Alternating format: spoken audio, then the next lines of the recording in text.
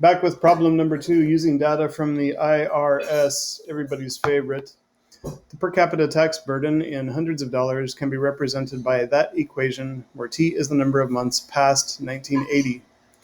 We are asked to find T of 20 and write a sentence explaining its meaning. So let's go ahead and get started with the equation that we are given here.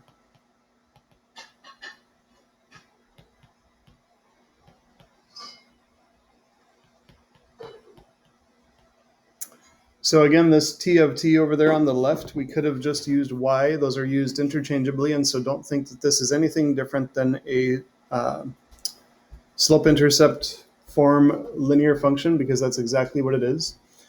And T is the number of years past 1980. So T of 20 is going to be 20 years past 1980, so this would be the predicted per capita tax burden in the year 2000. And so we are going to put 20 in for anywhere that we see T, so 20 goes there, and 20 goes here. We are going to get Wolfram to do the handling of the math for us. So we'll bring that over here. You can see that I've got a bunch of video recordings going on all at once.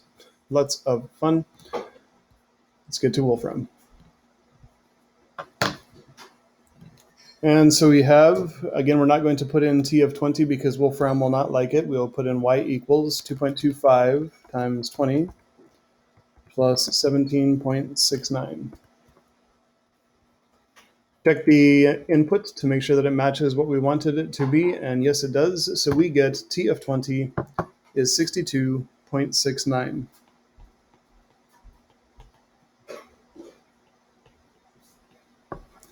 Now for interpreting that, everyone, we do see that T of 20 would have been the per capita tax burden in hundreds of dollars. And so we would need to take this number that we got, 62.69, and multiply it by 100. And so what that's going to mean is that in the year 2020, the predicted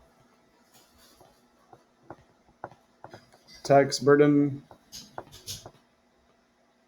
which is how much the average individual would have been paying in taxes in the United States, was, again, 62.69. This is in hundreds of dollars, so we do need to multiply by 100, which gets us to $6,269 as a tax burden in the year 2020. Next, identify and interpret the slope and the y-intercept. So if I look back up there at the top, the slope is the 2.25 because it is attached to t, and the y-intercept is 17.69. Now remember that this is in hundreds of dollars. So that 2.25 is really 225, and that 17.69 is really 1,769. So we'll start with the y-intercept actually. In the year 1980, the tax burden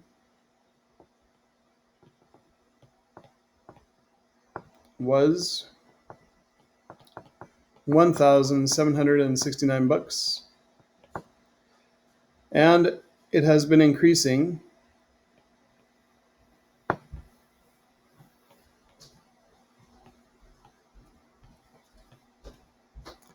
by $225 per year.